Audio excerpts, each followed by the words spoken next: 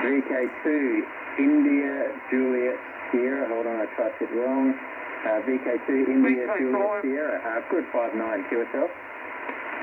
Yeah, not real strong into my station. Okay. 5x4, but sometimes the QSB hits you. I'm just out in the shed doing a few parcels for Andy and a few other mates of mine. Okay, you're a 54 here, and here we go. Keep up the good work. I'd like to talk to you chaps out there. I'm sitting in an air-conditioned, nice warm room, and you're out doing all the good on you. Come out of the cold shed. Yeah, thank you very much. No, it's not too bad here. It's quite a nice, mild afternoon, but too many bloody mosquitoes. So I don't know how much longer I'll last. And can I grab your name for the log? The name here is John.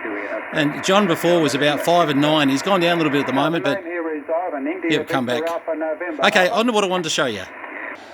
Now, I've got John in the background here on the back of my 520S covered in bugs and bits, and don't mind that. Old reliable, that one. Just happened to come across some paperwork, and anyone who knows me knows I love, trying to find 70s, 60s, even 80s paperwork, as long as it's related to radio. So this one was a bit interesting. Now, this would have come out of a good mate of mine who's a ham and did a lot of service work. He's in broadcast ops, actually, in Swan Hill. I recognised the Swan Hill, and I went, yes. And Arthur Armstrong as a name that rings a bell going back a fair way too. But Rex James is the man I'm talking about. I would have thought these would probably be something that's come from Rex. And have a look at this. Service manual, and it's like new. But have a look at the date. Oh, that didn't come up very well, did it? 1974. And this was Mr. Armstrong, probably the guy that started the rotator company. Please find attached the service manual for the Sharp model CBT 66 transceiver. He's trying to find a couple others for him as well. Now, back in 1974, that was a big ask, because this sort of stuff had to come down from Japan. It really wasn't easy to get. And look, I came into my trade not long after that, and I was used to dealing with a lot of stuff like this. Photocopied bits that you could barely read, done on photocopies that just, you'd sort of go, oh, come on. But that, we didn't have a better reference. We had to work off stuff like this. This has faded a bit since then, I'm sure. But, oh yeah. All ringing a bell. But, yeah, very interesting. There's an old Lafayette Radio Electronics Corporation. And look at that. It's an old, looks like a little quarter wave, I suppose. Didn't even, 25 to 54 megs. Okay, so yeah, quite smart. So this must date back to the ham radio days. They would have made that to be an amateur radio antenna in the 60s that covered both 6 and, well, not both, sorry. You could either cut it to, there you go. There's your whole frequency, length in inches to per frequency. And interesting that they've nominated 27240, which was very popular, handhelds, bits and pieces. And I think the rest was a bit more modern from memory.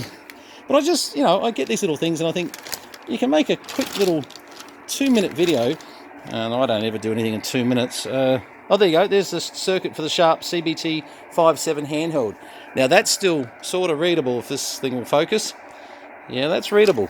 The reason I say all this is I have these handhelds. And do they work? Well, like most of the hundreds of handhelds we've got here, I haven't actually got to that stage. See, an old Micro 6060s, there's some real crystal job set.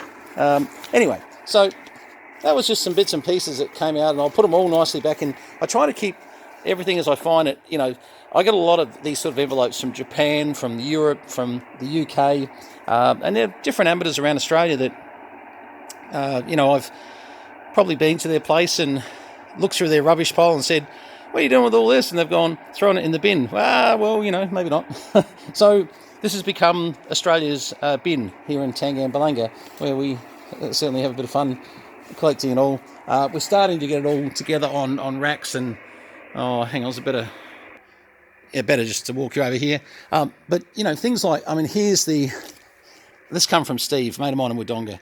Now look at this. Computations for the 13.5 meterable extensible radio tower, rated 40 meters per second wind velocity. And this is right out of Nelly, superseded, because they obviously got diagrams in the back, but this is a full packet. Oh, geez, I'm not doing very well here. And I dropped one of the packets. That's clever. And I actually have one of the 3 sections of these. This is the 2 section. As it sort of would be at that size. Oh, okay. So the back page on here is not really going to be much use to you. That's all right. Okay, but what I'm doing is I'm getting together all this paperwork, and I mean, it's not all going to sit out like this, don't get me wrong, but for the moment, as we're going through this stuff that's on FT7 here is unbelievable. There's stuff here that I've never seen before, and we're going to sort of try and put it all together. Some of this came from Rex, actually. Actually, Rex, I finally got to go through your gear, your paperwork, and you had some absolute gems in there, mate. And what we're doing is, it's kind of, until we get into the new room, it's really doing all this here. Now, I know this is terrible. It's not the best for it. We're just out of room, but we're trying to put things into some sort of organised fashion, to just know what we've got and what we haven't got. So, excuse me. But yeah, we're getting there, slowly but surely. As you can see from this rack here, do we keep everything? No, we can't. We're just getting to the stage where we're kind of compiling stuff and going, righto, we've got so much rubbish in here at the moment, I can't even turn this thing. And this is the problem, we're just out of room. We've got to get these new rooms sorted out. But yeah, you can sort of get the idea of what we're up to. Not if I can't turn that, you can't. It's my bottles of... I see, this is my Bobcat. I'll be cooling. Right, turns a bit better when you take that out of the way. But, look, I know it sounds like a joke, but some of these books, believe it or not, they're starting to get a little bit, interesting in the fact that they're starting to get very dated. They're part of our heritage. Now, some people I know are going to take offence to that. They're going to say, I've always been a ham radio operator and I don't care for your CB thoughts, and that's okay. I can live with that. It's okay. It's not for everybody. But I will say this, a lot of us started... there's an old one of those Jackson mounts that, for security mounts for your radio. But look, quite honestly, as I kick my bike out the way, this is my Giant, which doesn't get ridden enough, obviously. Otherwise it would be so bloody fat. All right, sorry. But, we're just starting to get through the radio mags, as far as the amateur radio mags and radio communications, etc. And just, getting on top of it, but still got to get time to go through our double ups. There's still a long way to go yet. But yeah, look, it gives you a bit of an idea. We've got another 3 racks like this, and we're just slowly, and I've had to put them in another shed. I'm out of room. It's just crazy. But we'll get there. Anyway, it's loads of fun. When I'm healthy enough, I love giving this stuff, a bit of a play and have a bit of a look at it. I love finding old stuff with Dick Smith. Now, once again, some of you, I've been absolutely cut to pieces on Facebook about my attitude towards Dick Smith, because I do believe he did a lot. Because I used to own a business, I know what guts it takes, and guts I didn't have, I can tell you, to do what that man did.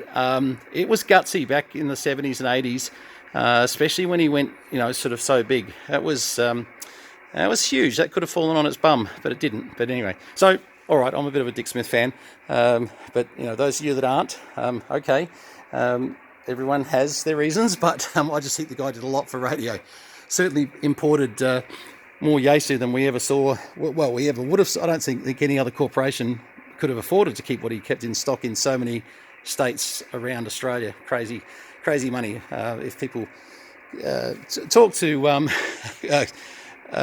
Chris Ayres, VK2CA, he'll tell you how much money was involved. He was the amateur radio product manager for Dick Smith, and many a letter I've got from Chris Ayres when I was a young fella, just waiting to get some money to buy a radio. And Chris was so nice to me. He used to sort of, even though he thought, oh, geez, mate, you're 13, 14 years old, or maybe even as high as 17 years old, you're only an apprentice. But he'd send me the pamphlets, and he would just keep on sending me stuff. And you know what? And these days, I talk to Chris a fair bit when he's overseas. He's YJ0CA, so when he's over in Vanuatu. So you don't hear him so much out of Sydney these days, but certainly you'll hear him when he booms him when he's over in Vanuatu. All right, 73s from VK3CM. I'm having a very lucky day today where I've got some energy, and I'm just sort of trying to get a few things done. Andy, this is your box under here, by the way. Heil gear, amplifiers, PR751 mics. Trying to see what else I can find you, Andy. So I'm just packing your box now. All right, these bikes have got to go in another shed. Everything's got to go in another shed. All right, 73s, all the best. Thanks for subscribing. Sorry, this is a bit of a silly video, but I just thought, just what the heck, we're looking at old paperwork and it's a bit of fun. Some of you guys know the fun that, so I have with this stuff, and others think I'm crazy, and you know what? You're all right. You're all completely 100% right. 73s, all the best.